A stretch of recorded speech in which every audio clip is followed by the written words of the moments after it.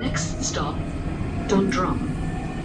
An chéad stabile, Dundrum. It's known as Luas, the revolutionary light rail system proposed for Dublin, which, say its planners, will end traffic congestion in the capital. But already the system has its critics, chief amongst whom is former Taoiseach Garrett Fitzgerald. Luas is coming to Dublin and it's going to make a great difference. A lot of people would say about time. Yes, of course, it's about time. It's taken ages though, hasn't it? No, it hasn't taken ages. In 1996, the time frame for completion was 2001. That was then put back to 2003.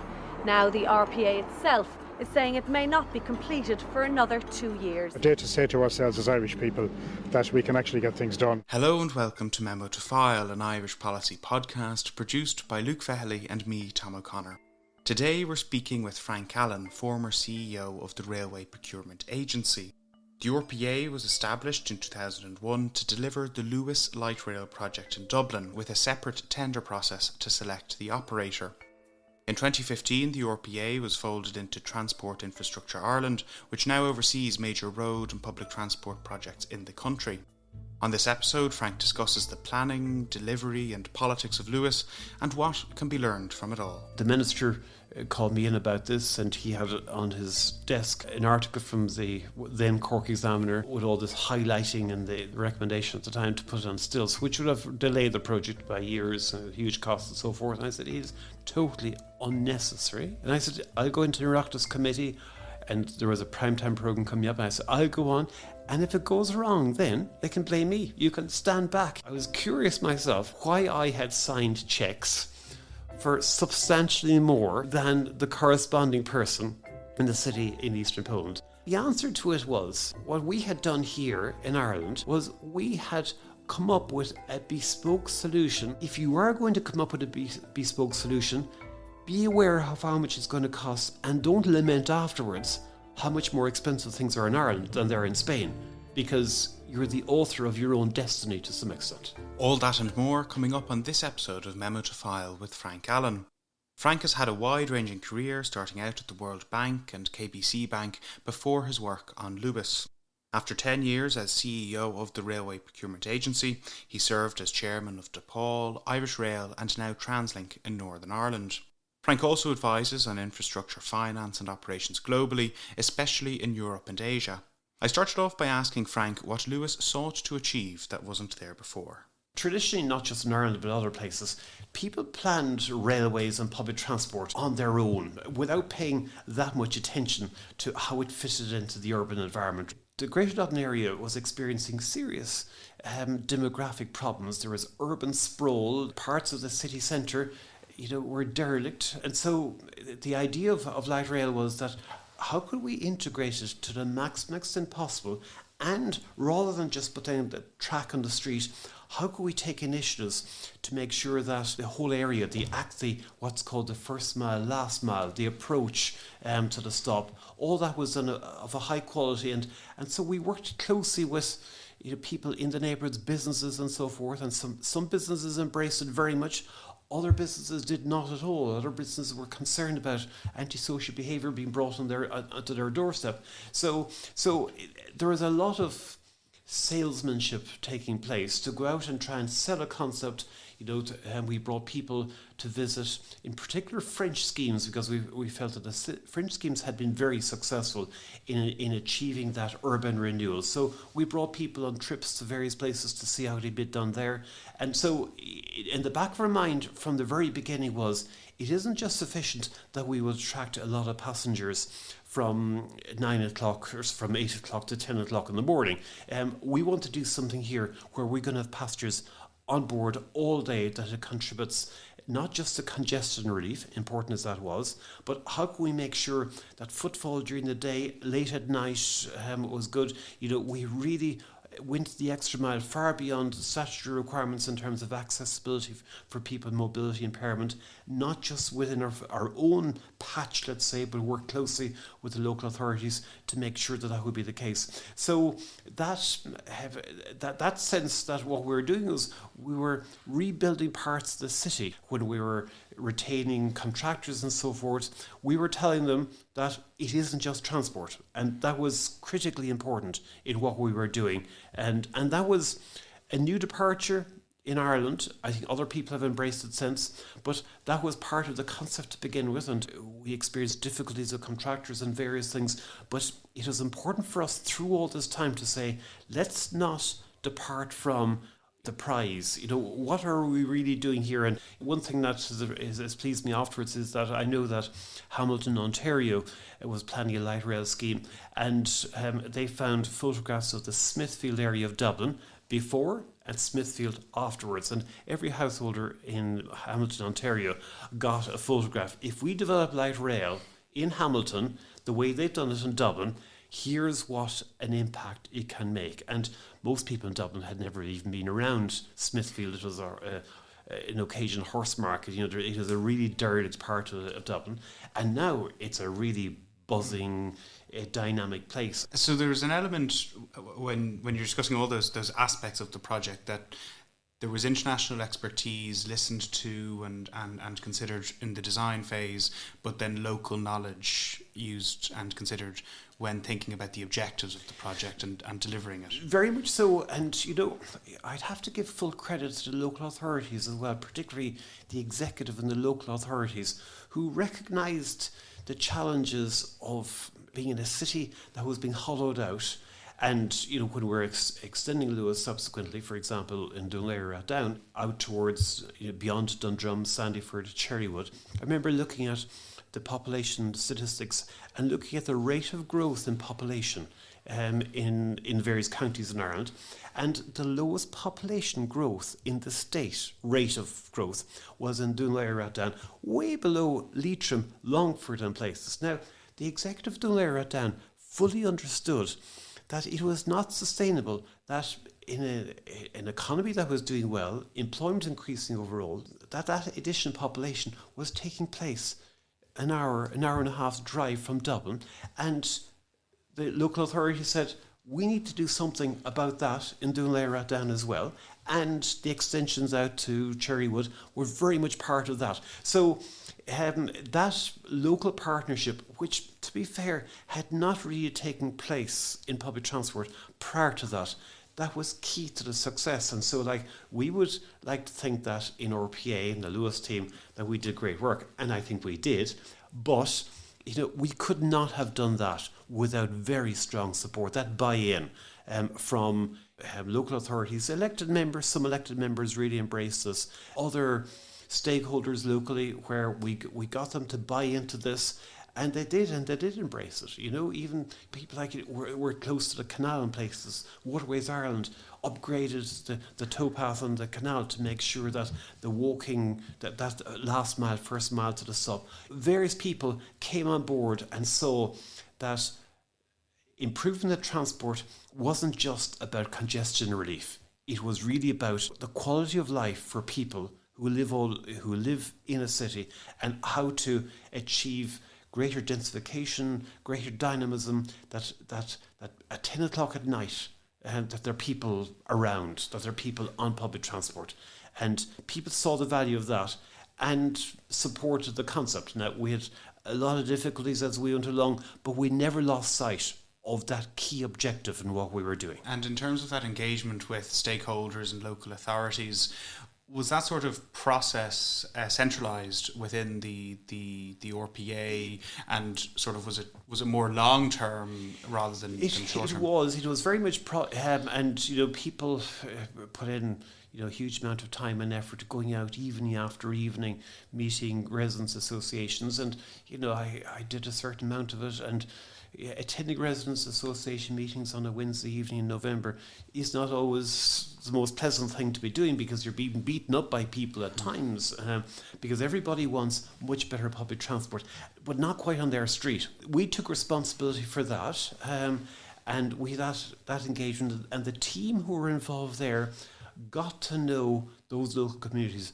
very, very well. They really were on first name terms with a lot of the people there, and even though there were controversies at times and there was a lot of sort of re-raw and rula-bula about disruption and so forth, that partnership with the local community and that people had phone numbers who could call and so forth, that did survive it very well. And there were a lot of difficulties, and some people will remember the initial Luas line was a continuous line from Dundrum through the city centre out to Tala, and in fact, the powers to do that, what's called a railway orders, like planning permission, that was underway, and there was vigorous opposition from a particular area in the city centre, and the government stepped back and said, no, we can't go down Dawson Street, and so then we ended up with discontinuous lines, for example. Now later that was brought back and it made sense. So, and in fact that issue where major projects are delayed time and again in terms of implementation, where somebody says, we need a Deloitte report, we need a KPMG report, we need an ACOM report. That happened again and again. It happened, you have to engage with it, and in some cases there's some substance, but people should be aware that all those reviews add to the cost, add to the time of delivery, and some of the controversies that were associated with Luas about the time taken for implementation. Some of those delays were as a result of people saying, we need to take a look at this again, let's bring in some specialists. Now, that was a major change to go from one continuous line to two separate lines, but many of the other challenges were not as significant as that, but they all had to be dealt with time and again. Now, having a dedicated agency, the Railway Procurement Agency, to do that was very valuable, because it wasn't as if we'll say, we'll give up, we'll work on some other projects. It was the only project we had. We knew that we deliver this or we do nothing from a very early stage as part of the planning of the Docklands area, the International Financial Services Centre in the Docklands, and that main street through the Docklands, Mayor Street it's called, that was designed so that light rail would run down that street. Now, that encountered significant opposition, well-funded opposition, and that delayed that project by more than 2 years. And I remember spending one summer, there was people signed, there was what was presented as unanimous opposition from businesses in the IFSC.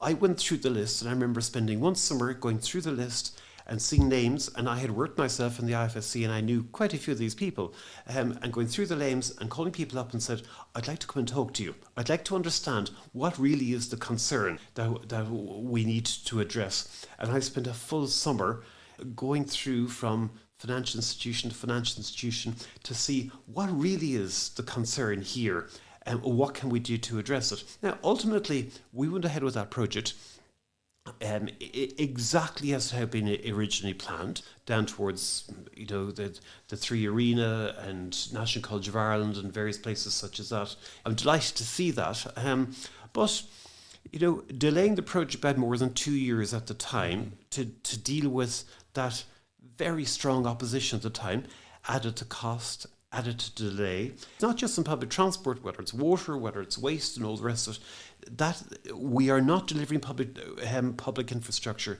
at the pace and at the cost that we need. And some of that experience that we had in people being vehemently opposed to light rail coming on their street, there were lessons to be learned there as well. Yeah, there's an extract from an Irish Independent editorial from September 2003 that kind of captures this point that's being made, and the extract goes as such that a litany of major mistakes have been made over Luas, and people are rightly asking why more thought, planning and downright simple common sense was not applied when the scheme was being designed. And I suppose the reason why I'd mentioned that quote when you mentioned that particularly interesting aspect of the petition is that the 2 years delay that arose from that, could it have been averted by just having clearer engagement before the project started and planning in that respect? I think that's a very fair question, and one that we asked ourselves at the time. Mm-hmm. Did we miss something here? Yeah. And certain urban myths that had emerged about Luas. There was this urban myth that the gauge in the two lines was different people all around Dublin and beyond believe this to be the case. And that appeared frequently in the Irish Times. And I remember having a stand-up row with the editor of the Irish Times at the time and saying to her, last week or yesterday, again in an editorial, you say the mistakes that were made in Luas, for example, a different gauge on the two lines. And I said, we have written to you umpteen times to say that there is no substance in this. And I wonder what can be done to stop you putting in your editorials that such is the case. Now, her response to me at the time was, we have a source that tells us that such is the case. And she, in fact, surprisingly to me, she told me who the source was, who did not have goodwill towards Luas. I said, okay, even if you have that source, and we've written to you many times to tell you it's not true, don't you have someone in the office who could nip over to Harcourt Street and measure the gauge there, and then on his bike nip over to Middle Abbey Street and do a similar measurement, so that don't just take my word for it. This is about a 30-minute task to do this and to find out that what we're telling you about the gauge being identical, the international gauge identical on both lines, just is not true. And I was surprised for a newspaper record when she said, no, we're not obliged to do that. If we have what we believe to be a credible source, we can do that. And so we wondered that at the time, what we could do to try and deal with urban myths. And in fact, in the case of the IFSC, for example, some people at the very first stage of the IFSC argued that this is going to affect access to our underground car parks once you put light rail on the street there. And that is an inconvenience for us, and which will bring us no benefit. Why should we put up with this disruption? The typical line was, we are 100% in support of improved public transport. We're 100% in support of light rail, but not on our street. Mm-hmm. And I think that is an issue in terms of people objecting to whatever public infrastructure that attracts opposition, where people say, we need more of this. We need it sooner. We got to deliver it, but not on our street. Mm-hmm. And I think in Ireland, we have a tolerance for people objecting to something that is clearly in the public interest, and we readily acknowledged that we would be impacting on access to underground car parks in the first stage of the IFSC. There's no doubt about it. So we acknowledge that, and we will campaign against this until we stop it, unsuccessfully as it happened. But I think there is a lesson for people like myself and others who recognise infrastructure gaps and are trying to do something to restrict the amount of delays in terms of cost overruns and so forth.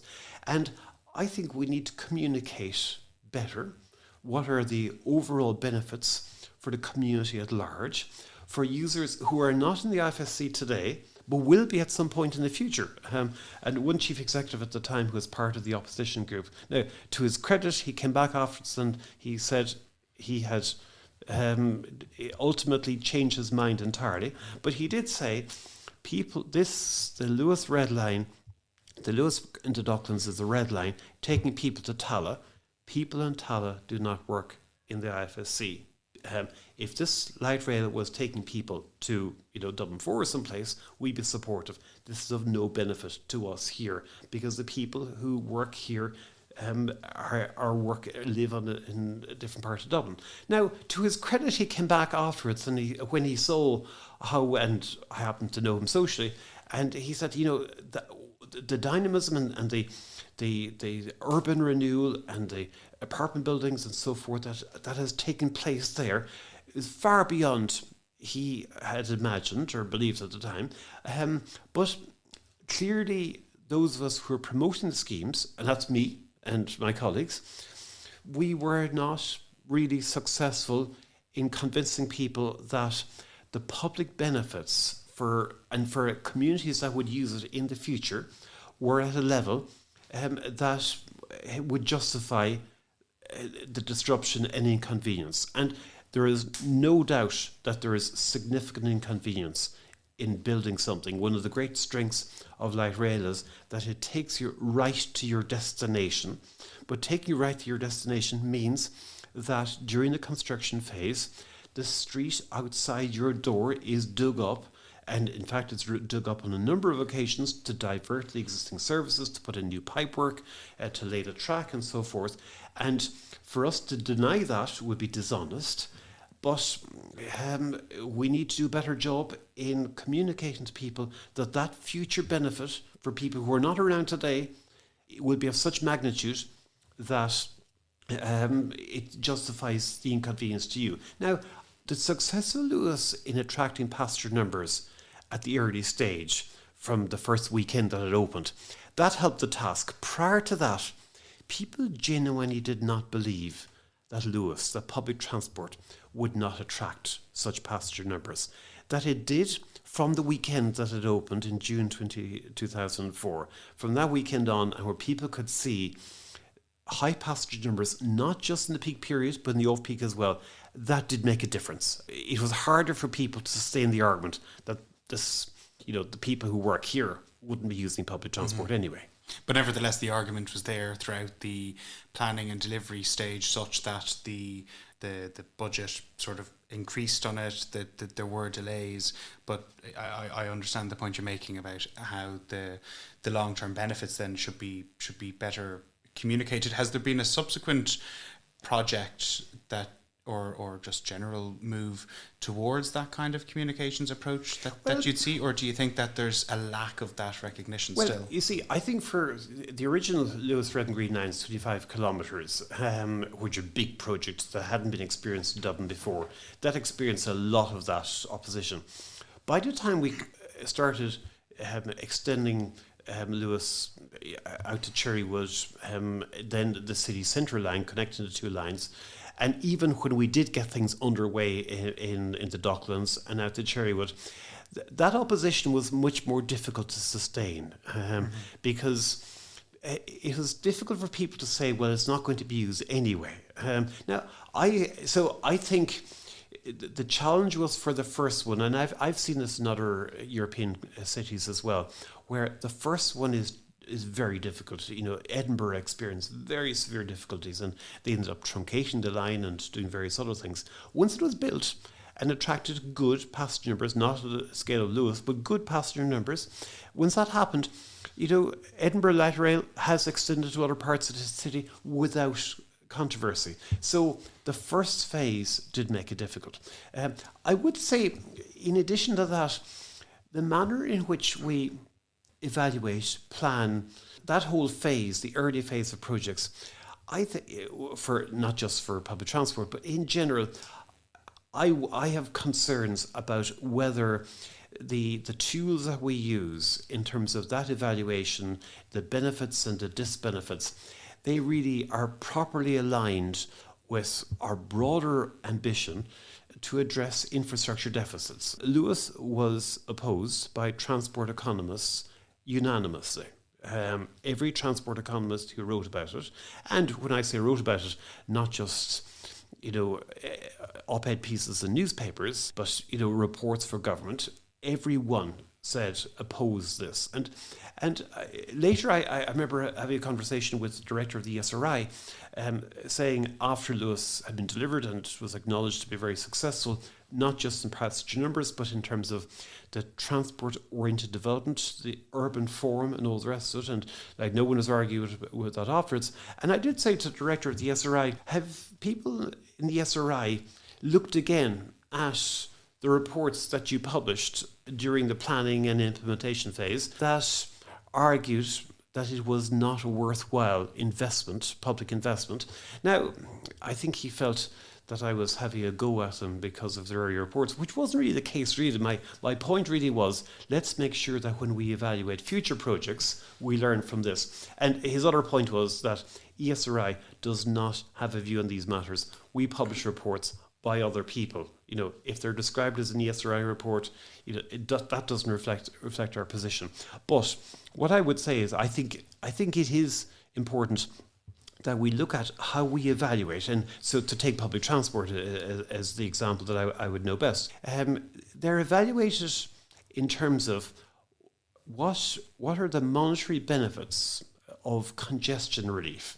So to say, if we succeed in transferring people out of private cars in congested routes in the morning peak period onto public transport, and that their journey time is much shorter as a result, and we put a value on that journey time savings, whether that value, that monetized value, whether that exceeds the cost. Now, there are various other dimensions to this evaluation methodology, but when it comes down to it, the real substance of it is congestion relief. Now, the real objectives, the stated explicit objectives of light rail initially was one of not just how to get people into work quicker at 8:30 in the morning. It was very explicitly what can we do about the urban form? What can we do to reverse the sprawl that is taking place, that people are buying homes in Gorey and Mullingar rather than in Dundrum and in Smithfield. So that was set out very explicitly. That dynamic approach to looking at how we look at the benefits, that doesn't feature basically in how we evaluate projects. And I remember one of the leading transport economists at the time saying to me, that's all very well. You got to look at the monetized benefits. All the rest is waffle. And I disagree. Sometime soon after Luas began operations, I remember getting a letter from someone who told me that Luas had changed her life and that of her husband, because prior to Luas, they lived around the Windy Arbor area.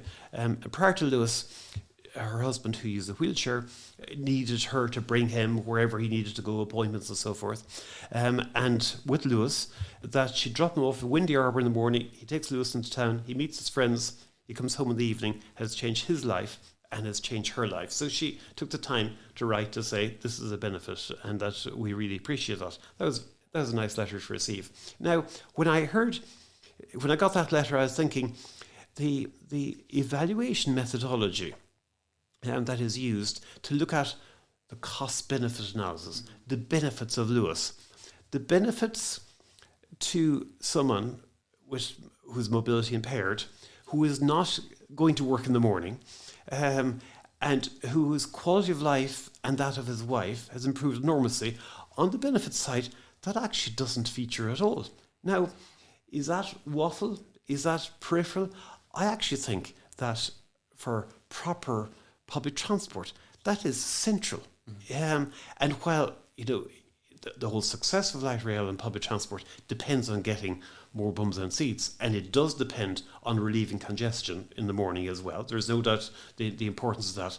But if that is the main thing that you look at, you're missing out on some of the critical objectives of urban form, quality of life, sustainable transport, and so forth. And our methodology for evaluating projects, our way of comparing the benefits of various modes, roads and so forth, that if it doesn't capture that, we may be investing in the wrong things. We may be giving priority to aspects of mobility that are not well aligned with what we really want to do in terms of what sort of city do we want to live in, what's the quality of life for all our residents, not just people who are rushing to work at 8:30 in the morning. And in terms of doing those cost-benefit analyses, would you envision it then being sort of a broader analysis done by the responsible agency? Let's say in this instance it would have been the RPA, or is there benefit to having multiple cost-benefit analyses from different actors and all that sort of stuff? Yeah, I think there is. And, obviously the promoter of the scheme, there's a risk that the promoter of the scheme is going to overstate the benefits. And, I'm sensitive to the point about it being waffle, because there is a risk that if you don't get a good result in terms of the monetized benefits, you might pad it a bit. Evaluation schemes do include what's called multi-criteria analysis. And so looking at a range of criteria, what are the benefits across those range of criteria. What I have found, and this isn't just in Ireland because I do this work internationally as well, when people look at multi-criteria analysis, what they really look at is the benefit to cost ratio. Is it 1.4 or 1.8 based on the monetized benefits and the actual costs? And the other criteria that fit into monetized benefit multi-criteria analysis do not get the same attention. So it is a wider problem, but I think we need to consider how do we ensure that the objectives we're setting for our infrastructure, whether it's in transport or energy or housing and all those, and how we evaluate them are properly aligned. And my experience is that that is not the case at the moment. Now, it's not an Irish phenomenon, and there is a standard published by the UK Department for Transport that is used, people all around the world use the same standard, which really does focus on the monetized benefits and the congestion relief. And I sometimes, when I do this work, I do a lot of work in Asia, and they use this UK government methodology. And I do say to them, if this was such a wonderful methodology, why is urban transport in UK cities not world standard? Now, there's very good urban transport in London and Manchester, and so there are some good cities, but by and large, it's not. And I think the methodology that we use is an important consideration. We talked a lot about Luas in the context of the planning and the delivery. In terms of the operation, you touched on the fact that it was a sort of competitive tender model that was used, and up until recently that was held by Transdev, and had previous name as well. Do you think it's healthy for there to be that kind of change in tenders? That model, which was part of the original concept, was one of the reasons why the Railway Procurement Agency was established as a separate body. That model introduced a flexibility and a responsiveness to changing customer demands that, to be fair, did not exist in public transport previously. And I think that was a good thing to do that. And so, for example, when we're in the construction phase and we had planned on having operating hours that would match, Dublin Bus, Irish Rail, and the DART, that would finish at 11:30 at night. That kind of made sense that all public transport would operate until the same time. And people gave us feedback to say, if you go out at night, go to see a film, go for a drink afterwards and go home. 11:30 is a bit early. Could you have it maybe another finish at 12:30 or something? Having a contract with an operator such as that, you instruct them, you vary the contract, and they say yes, and they have no choice in the matter. Doing that in the more traditional public transport is a more difficult thing to do. It's not impossible. Takes a long time, there is rigidities there. And so having contractors there who are contractually obliged to respond in that way and who want to get the next contract in due course, that competitive tension has real value. And while I have sympathy for the Transdev team, the senior management team now, who will have to move on and go someplace else because they don't transfer across, I think even Transdev would say that is inappropriate. They win projects, they lose projects. They would bring prospective clients to Dublin all the time to show how well they had done. The Luas success was their success, and they won a lot of other contracts partly on that experience there. But that's how it is. The Elizabeth line in London that has changed operator recently, it's part of that process, and that process does allow transport operators to be more responsive to changing patterns of mobility, changing expectations of passengers and all the rest of it. And I think it's a good model. In terms of the methodology used and assessments more generally, one of the significant changes since the RPA and Luas is the introduction or establishment, to put it that way, of the Department of Public Expenditure and Reform. Have you recognised any sort of major changes in terms of analysis since the establishment of that department in 2011? Well, what I would say is an important development before that was the establishment of a National Transport Authority. Mm-hmm. And that brought a certain, much more rigour and integration across modes and so forth, and it has powers that individual agencies don't have. So the National Transport Authority has benefited the planning and implementation of public transport enormously. So that is the case. I'm not avoiding your question about public expenditure and reform. I was waiting for a but at the end of the NTA. NTA point. I think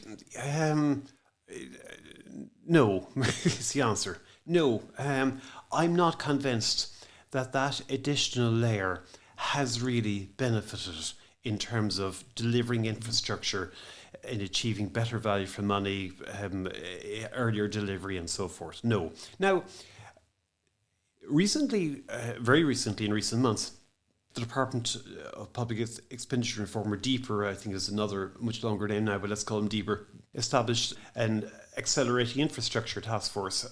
And I was very encouraged by that there was a recognition within DEPR and by the Minister that there is a problem. And so that task force has published its recommendations, and the Minister there has said that they're going to act on those recommendations. I'm pleased that there's a recognition that there's a problem, and the people who were on that task force, some very experienced people, have made some very solid recommendations, and I think that, though, if implemented, they will be of benefit. So yes, that's a work in progress, let's say. However, what I would say is the ability of people to delay and stop something, and the consequence of that when people raise objections, the tendency to say, we need an expert report about that, and things are kind of put on hold for a certain period, and I don't begrudge KPMG and PwC and EY and all those firms. They're earning a livelihood. They're doing what they're paid to do. But the reluctance of people within the state apparatus, within government departments, including DEPR, the reluctance to say, okay, I hear those concerns. We really need to address this infrastructure deficit. And we have considered it, and we're satisfied that we should go ahead anyway. That practice doesn't really happen that much. The response is very often, we need to get a report to do this. And some of the people who object are doing it in the sense that they don't necessarily think that they're going to be ultimately totally successful in stopping it. But if you can delay it, you might have a change of minister. You might have a change in priorities. You might have a different point in the economic cycle. And you've got to listen to people's concerns.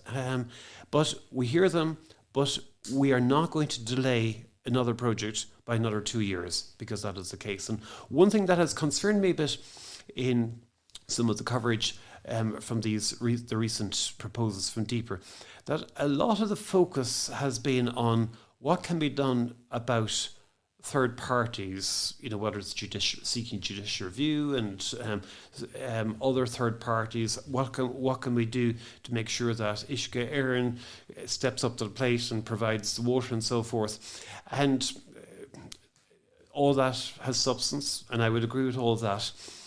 I'd have liked to hear a bit more, and we're going to go about our decision making in a different way as well. And I think that is probably necessary if we're going to move ahead and deliver the infrastructure that we need in an affordable way and in a timely way. And how would you have an idea as to how that could be done? Going a bit deeper on that, how that approach, that tendency for more reports and reviews could be rejected. You see, I've never worked in a government department, and I have been dragged before Oireachtas committees and been beaten up and all the rest of it. Invited, I think, is the word, rather than dragged, but yes. I've been invited, but I'm not sure that the option was there to say no. So I've been there, and and that is an important part of the democratic process, to challenge people and get people to justify the decisions that they have made.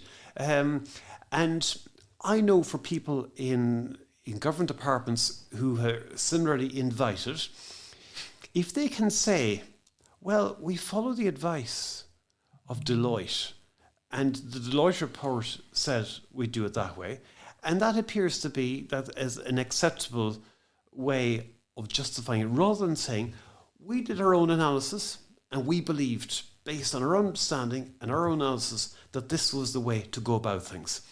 And I'm not sure what it would take to encourage people at a senior level in government departments to do that, and not to feel that they need to have the support of some third party expert group and to go along with it. Because politically speaking, I suppose if we're looking at it from that perspective, there is a sense that that tendency towards reports, reviews, committees can be appealing because it gives a sense of momentum and run respect, whereas taking the decision to run with the project or to approve it, there's a lot of risk involved. There is risk involved, and it means that sometimes people will be making decisions, and looking back 5 years later, people say, on balance, that probably was not a good decision to make.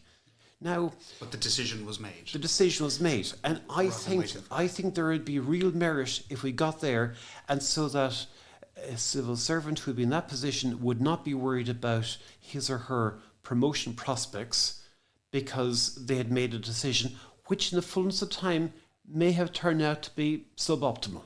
Okay. So is it all a question of sort of ultimate accountability? It is. Well, it's also a question, I suppose, in how concerned are people really about these delays, about costs and so forth. And, another aspect of this, I suppose, that concerns me a bit, and, this comes up in work, because I do work in other sectors as well and outside of Ireland. And so people ask the question, why is things so much more expensive here than they are elsewhere?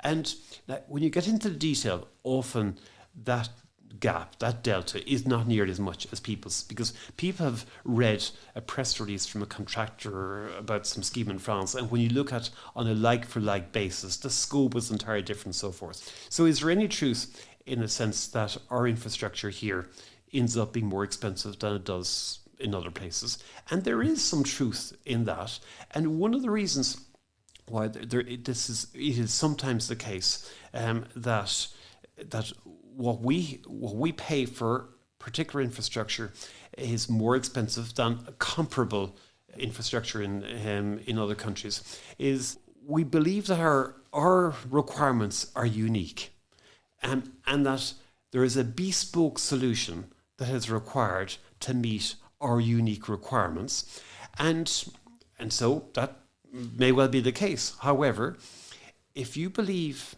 that your requirements are so unique and that it's a bespoke solution, there is a premium associated with that. And when people, decision makers in terms of infrastructure, are being encouraged to have further consultation and to try and meet the legitimate concerns of third parties, and it's a fair way to put it. But sometimes people should say, okay, if we go down that road and we come up with a bespoke solution for that particular set of objectors to do it in a particular way, let's be aware of the price tag that's associated with that. And there was one project that I was associated with, and I won't mention specifically what it was now, but where I had an involvement in this project, and I used to write the checks. I knew exactly how much this project had cost because I had oversight of it. And sometime subsequently, I was doing some work in Poland, and the promoters of a similar scheme there were saying that they were delivering similar scheme for a price that was a fraction of what I knew that we had paid in Ireland for ultimately the same output as I sought. And the work I was doing, I was doing a midterm review for the European Union, who are financing this project in a city in the eastern Poland. Even though I wasn't required to do this, I was curious myself why I had signed checks for substantially more than the corresponding person in the city in eastern Poland had done. And the answer to it was, what we had done here in Ireland was we had come up with a bespoke solution where we're integrating something new into a legacy system. We were responding to various stakeholders who wanted a tweak here and a change there and so forth. The corresponding people in Poland implementing a project to achieve a similar output said, that legacy system we have, we've used it, it's out the door. Forget about that. We start from scratch. And when local stakeholders said, our unique requirements require this modification or that modification or that change, the implementing authority argued, we can't afford to do that. And ultimately, I think what they came up with was as good a solution as we had delivered in Dublin at a much lower cost. Did we waste money in Ireland? Well, what we'd done was we had over an extended period engaged with stakeholders, tried to get buy-in, got everybody on side, and then gave a scope of work to a contractor that required a lot more work to achieve that bespoke solution than the out-of-the-box solution that was delivered to the Polish city. Mm-hmm. And when I'm working in various aspects of infrastructure today, and I chair the board on Translink, public transport company in Northern Ireland, and when we're looking at and where budgets are tight and where people come, look at what we need to do in terms of improving public transport in Northern Ireland, one of the challenges I put to the people there is, are our requirements in Northern Ireland that unique? Why can't we look at a similar solution that has been delivered in Germany or France or Spain and say, wouldn't that meet our requirements? Why are we so unique in our requirements here? And to try and get people to accept that if you are going to come up with a bespoke solution, be aware of how much it's going to cost and don't lament afterwards how much more expensive things are in Ireland than they're in Spain, because you're the author of your own destiny to some extent. What was the response to that proposition that you made?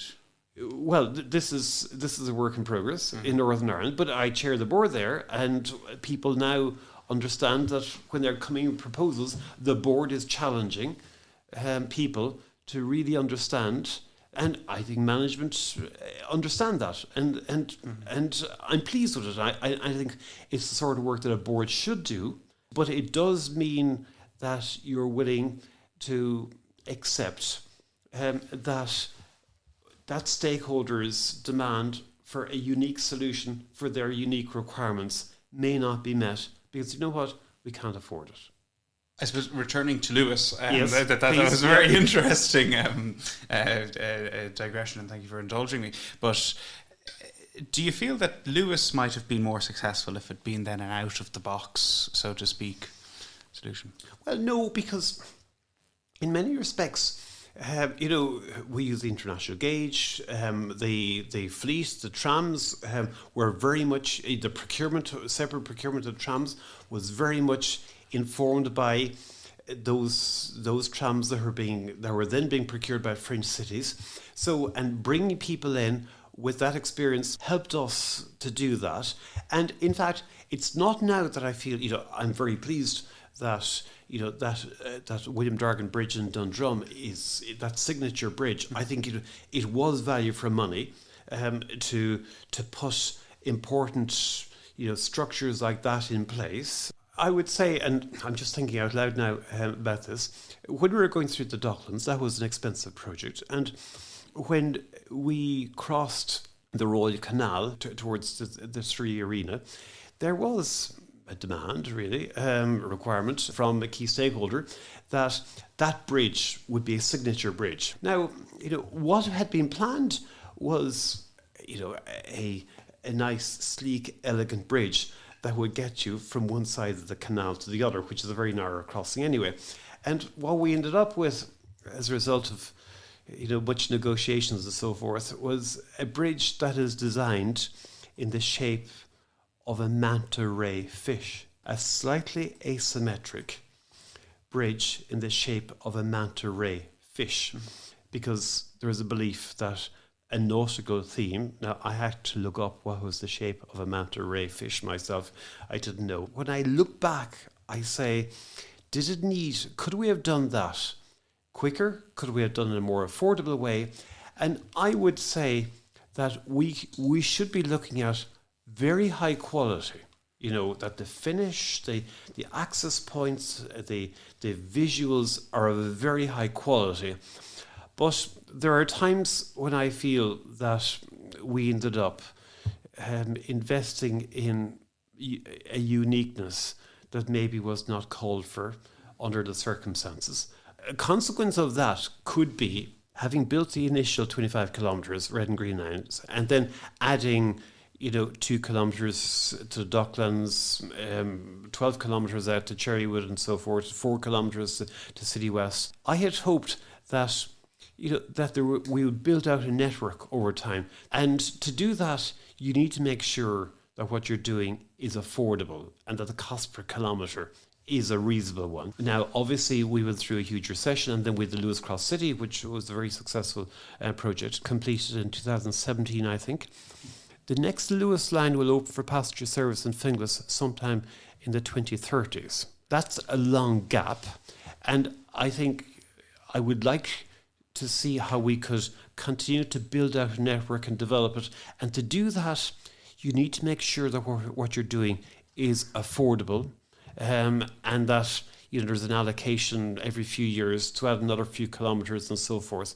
And so that is a consequence of high cost, sometimes due to bespoke design. And it's one of the unique elements, I suppose, of particularly a public infrastructure project that, as you say there, you'd have to ensure that there's a pretty sizable allocation to achieve that. An important consideration is that in developing the initial Luas project and its extensions, not only the infrastructure is delivered isn't just what you see, the concrete and steel on the street and the vehicles and so forth. It's also that there was a management capacity. There was a team of people who has delivered this and delivered it very well.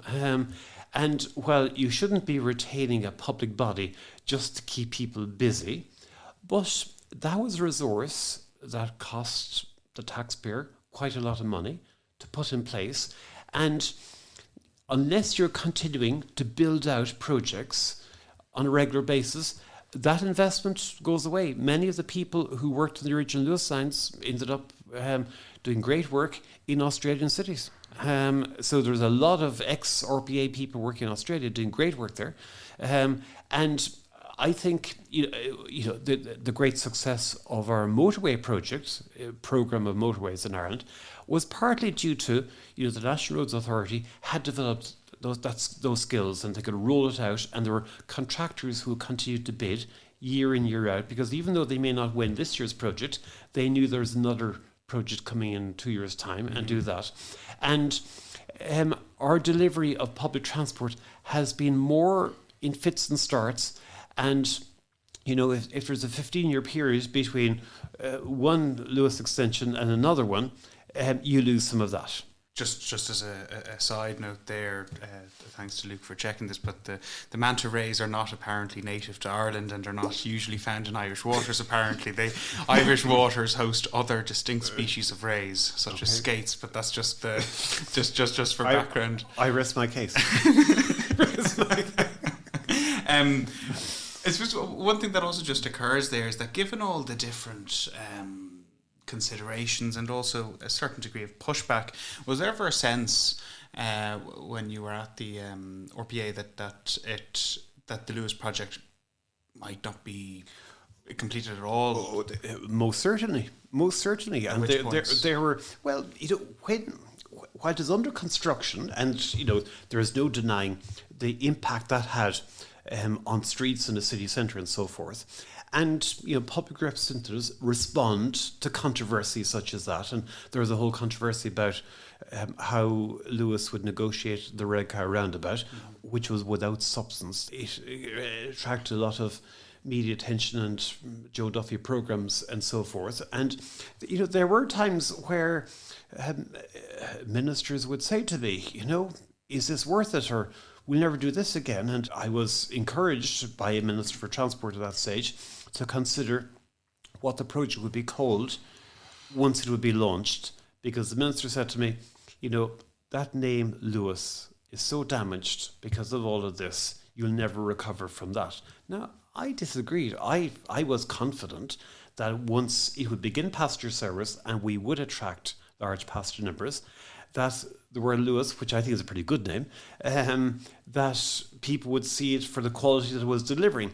So there was hesitation. In Ireland, it's wonderful that people have access to ministers and the Taoiseach and all the rest so easy. It's one of the great things about living in Ireland, because other countries where I work at times, the public representatives and ministers are a distant, far from being responsive to local concerns. So that is a very positive thing.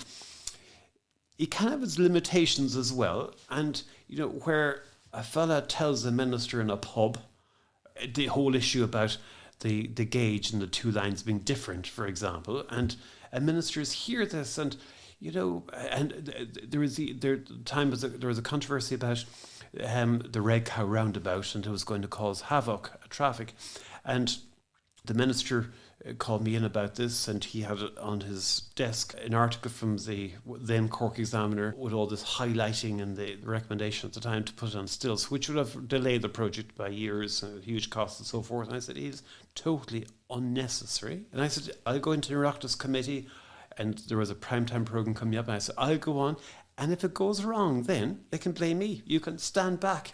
But Frank, it's there, and there was the highlighter. And I called that journalist and I said, can I meet you at the Red Cow roundabout so we can walk across the exact route and we won't cause any interruption to anybody on the way? And now the guy didn't do it. He said he was busy, he was in Cork. Those controversies got public representatives rattled. And, I would hear about it, about what a fellow told them in the pub. People genuinely felt, will we ever get out of this? It's all ancient history. And from the date it began passenger service, I think people realised the contribution, that what's called transport-oriented development, that has happened to a far greater extent than we had planned. But during the implementation phase, that was not the case. And I had many conversations with ministers who were very, very worried. To stop it would have been difficult, but they felt that it's going to go from one disaster to another. And it wasn't a disaster to begin with. And I was very confident that once it was providing that public transport, that people would come to love it. And that ended up being the case. And I suppose besides potentially advising senior ministers to not go to the pub, on a regular basis, and to have this, is there a particular way that you would envision potentially sort of fostering a more substantial discussion on those issues then? Yeah. I suppose it did disappoint me at that time that respected institutions such as ESRI and people like that continued to publish reports that showed such a poor understanding of what we were about. Maybe we should have done more to try and inform that debate. People who promote and manage infrastructure, because we're so convinced ourselves of the benefits, the real need, the urgent need, that we presume that other people see it in the same way, and we don't try hard enough to communicate with a wider public. As I say, the power of people who are upset about the impact on their immediate neighbourhood and their access to media, to public representatives, and maybe even to the courts, there's no doubt we need to manage that better, because we do have acute infrastructure gaps, not just in transport, but across the board in housing and in water, wastewater, in electricity transmission. We have acute gaps. People like me, whose job it is to try and do something about that in various roles, we're absolutely convinced of it. Maybe because we're convinced ourselves, or we talk to one another a lot, we don't do enough to go out and try and explain to the person in the street that the benefits will far outweigh the implementation costs, for example, and and maybe for people who just are so determined that it doesn't take place in their neighbourhood, to take them on a bit more, maybe. We focused on, let's say, issues and criticism at the time, but looking back, were there elements of the Luas delivery model that worked particularly well, in your view? Well, one aspect that worked very well, I think, is that even when we're under budgetary pressure and so forth, and there would have been a temptation to say, maybe we don't need such a high quality spec. Maybe the shelters and the lighting and the surfacing around stops, does it really need to be? Do you really need granite? Does it really need to be of that high standard? And so there were times when we considered what's called value engineering. Can we do it a bit cheaper? And I've seen light rail schemes in the UK and elsewhere that has economised more at that stage. I'm glad that we decided that we're going to hold firm as much as possible, because we were building something that was going to last for many, many, many years in the future.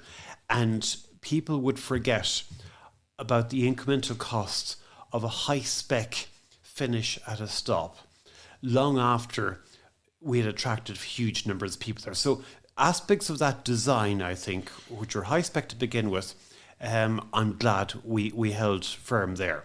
You're probably now going to say, are there aspects that didn't work so well? I certainly was concerned when people would tell us about an excavation in the street that had taken place. A hole had been dug, 3 weeks ago, and we haven't seen a man that hole since. Now, sometimes there are reasons for that, where you're waiting for the gas company or the electricity company or the telecoms company to deploy the resources. But I think it is fair to say that a client, an authority such as the RPA, has a responsibility to make sure that streets are not opened up until there's a fully worked design there, and that impact on third parties is minimised. And it's a bit tricky when you have a design-build contract, because you can't instruct a contractor what work he's doing this week or next week. But maybe you should impose more restrictions on them. I know that, having observed it just walking around town when Luas Cross City was being done, I think that was done. The lessons that we'd learned in the initial stage in terms of controlling the contractor and making sure that if there was an excavation in the street, there were people in it doing something about it. That was something that I think has worked better subsequently. That was sort of a lesson learned, so to speak, from the initial Luas project. More broadly speaking, do you think that there's a so-called, let's say, institutional memory failing in the state? Well, what I would say is that, there's a balance being struck between authorities, transport authorities, local authorities, whatever, developing that expertise themselves, and, flexing up, down, bringing in third-party expertise from engineering and other consultancy firms. And, it does make sense to contract out a lot of this work, because it depends on how much work you're doing any particular year. And those big firms can bring that international experience, and that's very valuable. But it's important that the public authorities retain that expertise themselves as well, so that they know how to manage this. Because if you have contractors who are flying in on a Monday morning and staying in the Ashling Hotel and going home on a Thursday evening, their commitment and their understanding to the wider context in Ireland is less. Now, you depend on that expertise, but you should have people who are here all the time and who worked on previous projects, and that institutional memory is a very valuable resource, and sometimes it moves on, isn't protected to the extent that might make sense in terms of using those skills for future projects. You mentioned as well that you sort of advise internationally on urban transport systems elsewhere in Asia and other countries, and touched on how the issues encountered are similar in a lot of light rail systems. How does Luas hold up then overall? I find it very interesting that when I go places, I'm working at the moment in India, and I've done a lot of work in Indonesia and Vietnam and places, and it's the great value of the internet, really, that people who are interested in public transport can access, very granular detail, and so Luas is recognised as a major success. It's recognised as a success not just because it attracts a lot of passengers. Most public transport does ultimately. It attracts such a high number of passengers in the off-peak period, which is of tremendous value in terms of public transport, in terms of its financial sustainability. Luas has been hugely successful in terms of how it has stimulated transport-oriented development, and most of the places where I'm doing work in public transport, their real ambition is the urban form, what we do to change the urban form, and Luas is regarded as a success in that regard. So it is very, very well respected. Now, I've done work in recent years.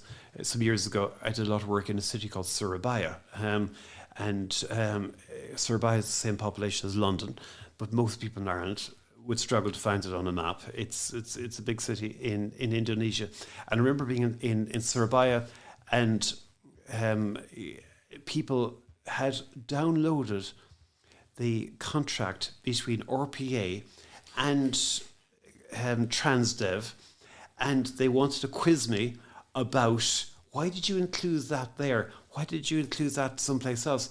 And, in some cases, I'd forgotten why. but it was wonderful that people have access to that information and interest, and where people say, we want to do something like that in our city as well. So Luas is regarded internationally as a major success.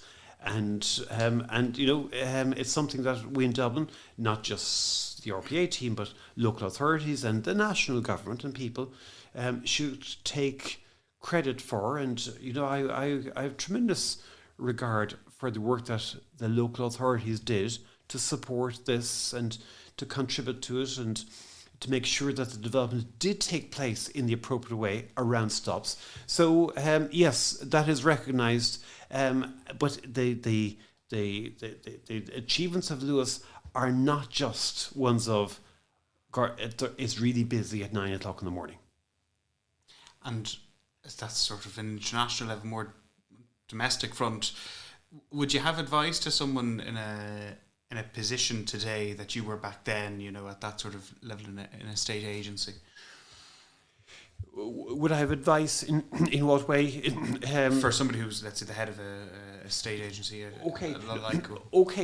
Yeah. What I would say is that you need to be absolutely clear what you want to achieve, and you're going to encounter all sorts of opposition, struggles, and so forth.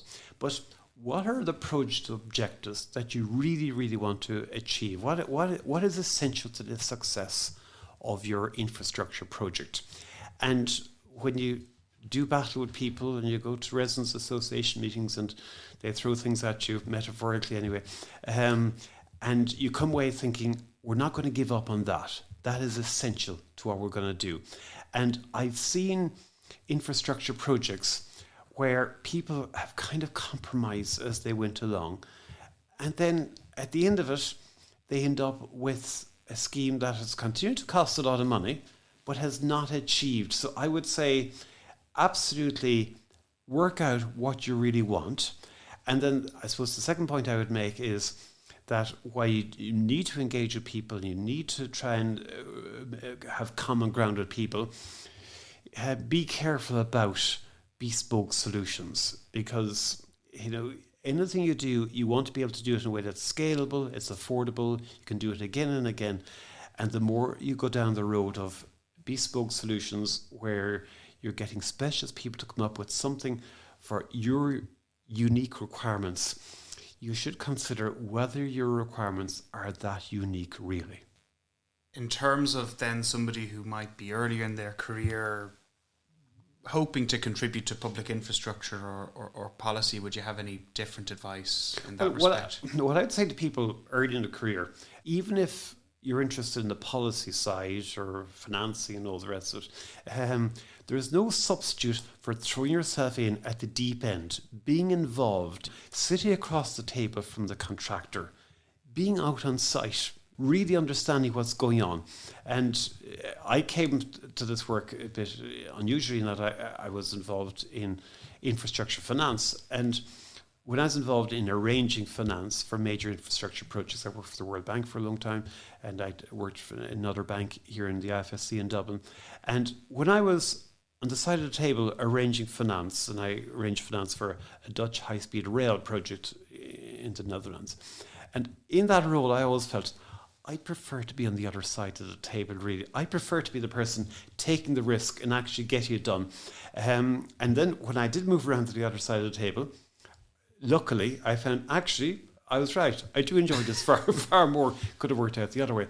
I would say to people who are interested in the policy side and the planning side and so forth, or even financing major infrastructure, being involved in a complex project in the deep end is of tremendous value. When I do work internationally now, I'm doing work in Kolkata at the moment, and when I'm engaging with, in that case, the government of West Bengal, and I did some work in New Zealand and Auckland, and I think people recognise that there is no substitute for somebody who is actually being there at the cold face and doing themselves. So I would say to somebody earlier in their career, get involved in their project, you know, the in a granular way, the nuts and bolts of it. You know, you might end up doing policy and writing papers about it, and even on the academic side. That's all very valuable in due course. But, you know, get your hands dirty working the project first, and that's a real value. And on that motivational note, we conclude our chat with Frank Allen about Luas.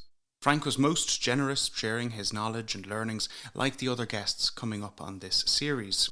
So we've decided to digest each episode with someone at an early stage in their career in a related field. Today we're joined by Matthew Wood, a recent civil engineering graduate from Trinity College, Dublin. Matthew is currently a research assistant at Trinity's Centre for Transport Research, and he'll soon start the Transport Planning Grad programme at Arup, Dublin. We began by considering the practical lessons from Luas for infrastructure newcomers. And one of the biggest takeaways was you have to have thick skin to get through a lot of it. I've always been aware of these kind of, you know, these like public scrutiny that you go under and the kind of stakeholder engagement that's required for these kind of projects. But, you know, listening back to Frank's interview there, the extent of it and the detail and kind of coming from all angles for years reinforce that kind of knowledge about it. Like, especially with public transport compared to, say, like other infrastructure, say within engineering, because it's a public good, you have, like, I guess everyone's more or less a stakeholder. So you've got, you know, obviously the general public, you've got government policymakers, then you've got contractors, businesses, everyone's quite involved. He mentioned towards the end about, you know, keeping to your key goals and your key tasks for when you're delivering these kind of projects. And I guess when there is that much, I don't know, barrage of interest across society, that having, you know, thick skin and, you know, sticking to your main task is pretty important. Even you say there that the need for thick skin is really important, and it's an interesting way of putting it. Do you think that people think of that challenge when they're considering a career in this space in terms of public infrastructure and that delivery more generally? Yeah, I think it's something that you wouldn't quite consider from the early stages of it, and it's kind of the more that we've been in it and learning about how these projects are delivered, that it's quite clear that it's very necessary. Frank touches on a lot there, you know, kind of being across the table and being able to try to stick to your guns in terms of achieving what you want for the project. So yeah, I wouldn't say that's quite thought of, but it's something that I've been assured that you get used to quite quickly, or, you know, you need to adjust it quite quickly anyways. Oftentimes in terms of the public sphere, we would think that, let's say, politicians are the ones who are put under the pressure or have to have that thick skin, and it's not really often thought about the people who might be involved with the delivery of the project who have to bear that burden as well to a certain extent. I suppose, more generally speaking, did anything surprise you about the episode? The way Frank kind of talked about how he addressed benefits calculations and cost benefit calculations, I thought that was quite interesting because clearly, it's quite established, but I hadn't heard that so much before from someone of his level, kind of addressing that they might be too money driven. I know that's the point of a cost benefit calculation, that you're able to monetize these benefits to make a comparison of the costs. But the way he spoke about it, I just thought it was interesting that he refers to that. It should be kind of addressed going forward. Now, like, there are ways to do that in like a multi-criteria analysis, which he also mentions. But generally, when you look at these kind of appraisal documents, it seems that, it's kind of the benefit to cost ratio is kind of the guiding figure. And as long as that's over one, more or less, those are the projects that are generally chosen. Is there a certain resistance to that kind of broadening of the approach, though, do you think, from your studies and the experience? As an engineer, and for these documents, when you're appraising these large projects, there are like a lot of like kind of technocratic people involved. So I wouldn't say that it's resistance, but it might just be more faff-like because you can't quite compare it directly. So this is another thing, like it is hard to, I guess, integrate. I've seen these kind of benefit calculations be seen as a black box. There's obviously like huge models out there produced for these kind of transport benefits in terms like user saver time, reductions in congestion, all these kind of things. The difficulty with that is that it's very technocratic and it's very hard to, I guess, assess from an outside point, say from my position here, and how that's done going forward. So it's, I guess, from that, it's difficult to try integrate these sort of less monetizable things into like an overall appraisal for a project. The interview itself, how Luas came about, does that align with how, let's say, infrastructure planning is taught? And I suppose specifically as well to the previous question and point, would the way that infrastructure planning and similar subjects are taught enable early career people in this space to think about reforms or to be able to adapt the system, or is it much more so about fitting into the system that's already there? There's obviously a focus on fitting into the system of how it is and the kind of challenges that you're going to have to deal with. Like, for example, like a recent project was we spent most of the semester designing a Luas line, filling around Dublin, and we go into the detail of like actual like how many people it's going to reach and what immediately is going to hit, and then the actual it's going to run this many trams an hour during peak hour, all these kind of things. And you're doing this for the majority of the semester until the last 2 weeks. You get sent a new challenge. So, okay, you're going to have to redesign major parts of this, and this is kind of to challenge us to obviously invest time, invest a lot of your energy into designing the best project you can. But even when you think you're doing that, I think Frank mentioned it, when you have this kind of internal view of a project, that a client can still come to you and still want to change for whatever stakeholder reason they might have. So it's just to be prepared for that, be able to kind of think in your feet and to be able to adjust challenges going forward, even though you might be, you think you have the solution, you think you might have the one for all solution. In terms of reform, I think that's more something that we're challenged with our thesis. There was really a focus I found from the kind of our supervisors, how that fits in with the current appraisal or current infrastructure delivery and how that adds to it. So I would say both. I think it's hard to directly teach how to reform something from the inside. So I guess with a project like that, when it is new research, that you have to really address how this can improve current work. And I suppose a lot of the time anyway with reform, a key element of it is to understand the system that is already there, to be able to push in that direction.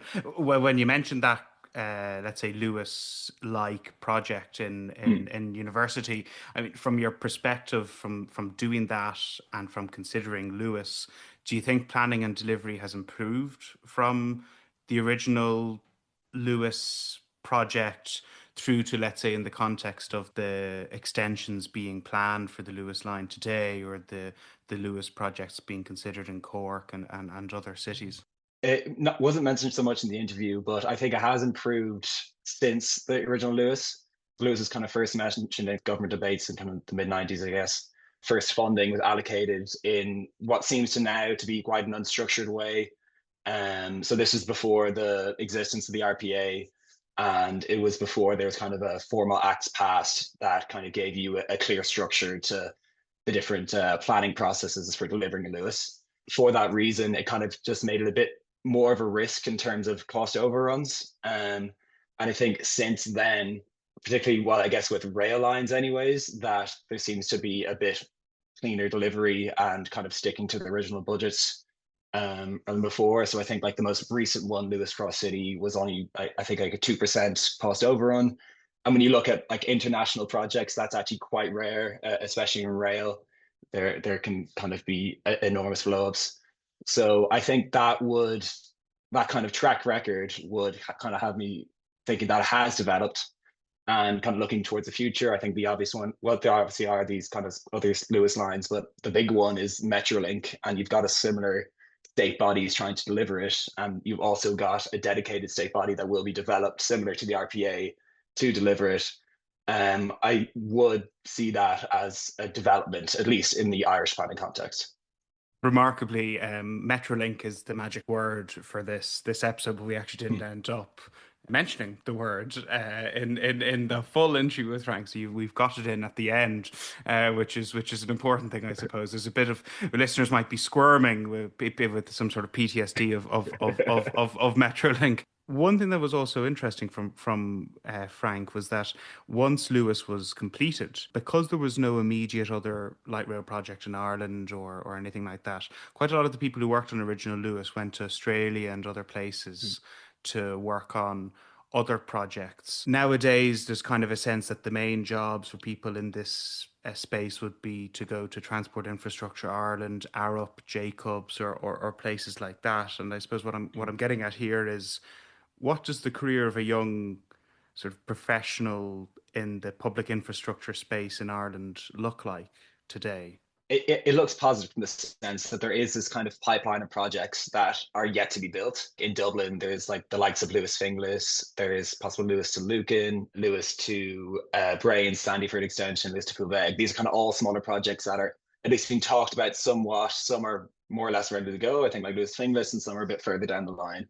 And then there's obviously, the likes of the Metrolink, and then the Cork Luas, and then possibly Galway Luas, as well as a bunch of road projects around the country. What I'm trying to get at is that seems to be work to be done. My worry is that, similar to before, that even though these projects might be ready to go, that kind of lack of available funds, or lack of, I guess, attention towards these projects neglects them, and you've kind of got this, I guess, latent demand of people willing and wanting to work, but there not being enough work to go around. It is positive that there is this pipeline, but eventually that pipeline has to be delivered, or has to be acted upon, in terms of being funds being allocated for them. Even then, with all these projects being discussed, is there an element that could actually distract from delivering them? I wouldn't say distract. I would say that there probably isn't the capacity within the construction sector in Ireland at the moment, or the engineering sector, to deliver all these projects at once. I think the quote for Metrolink is an extra 8,000 workers are required, something along those lines. My hope is that with these kind of projects, and if you can get a shovel in the ground for any of them, that the kind of younger generations, not so much younger, but starting in first year, say in civil engineering or in general engineering, choose to kind of go into civil because they see that these projects happening around them, and it's quite an exciting time to be working in this field in Ireland. Would the likes of Frank or other people who are involved with Luas or similar projects be active in these discussions that might be happening at university level or in the sector itself? Overall, I suppose the question was asked to Frank as well, as we do with other interviewees. Is there that effort to preserve the institutional memory when learning about these, but also working on them? So we definitely have gotten talks in the past from people with these sort of projects, which has been really interesting. We had talks from Marcelo Corsi, who's I think head of railway investment in the NTA, and we had a series of lectures from him, and he is just a fountain of knowledge for this kind of stuff. So it was really cool to kind of have that kind of on the ground delivery side, and just kind of be sharing with us in a university space. So I think there is a clear attempt to have people working in the sector talk to, the likes of us coming through. But what is interesting, I think there's a lack of a part of these kind of planning documents that come through for delivery of project. You'll have your business cases and your final business cases and designs, all these big long documents that often get complained about in the slow delivery of projects. There is one that is in it called an ex post evaluation report, which is really, really not prioritized, at least in Ireland's case, it seems. Despite being in kind of the appraisal framework, I think there's only one publicly available one out there for kind of all Irish rail infrastructure projects anyways. That was the Phoenix Park Tunnel. So that was kind of rebuilding a tunnel that was already there, developing it for a higher train demand between Wacky Houston and Connolly. The thing is, this can be such a useful document for people coming through and people looking into how these actual projects performed. So I know this memo to file chat. This is brilliant. This is kind of another example of how you can learn from these past lessons. But there is also, I guess, more of a report format for this that isn't adhered to so much. And there's reasons for that. It's hard to have a large infrastructure project develops over many years. People who have the information about everything kind of come and go. So it's hard to have an exact record of how each part of the project performed in terms of your costs or in terms of the ridership or in terms of the schedule precisely. But I think it's something that, I don't know, at least in the Irish case, that kind of have to get better at to, I guess, kind of get serious about delivering these projects going forward and learning from past mistakes. And that's a wrap on this episode of Memo to File. Thanks to Frank Allen and Matthew Wood for joining us, and indeed thank you for listening. A transcript of the show is available on Substack at Memo to File, and our email is memotofilepodcast@gmail.com. Credits to RTE Archives, Epidemic Sound and Ballyogan Library. On our second episode, dropping next Thursday, we'll be exploring the Cerebral Palsy Programme of Excellence with Lily Collison and Professor Jennifer Ryan. See you then.